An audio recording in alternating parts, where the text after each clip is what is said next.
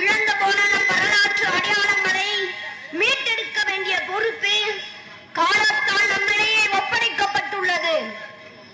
எந்த இனம் வரலாற்றை மறந்து போனதோ அந்த இனம் அழிந்து போகும். அதனால் நம் இனத்தை மீட்டெடுக்க உலகின் முதல் மொழியாம் அனைத்து மொழிகளுக்கும் தாய்மொழியாம் தமிழ் மொழியின் பிள்ளைகளான நாம் இங்கே கூடியிருக்கிறோம்.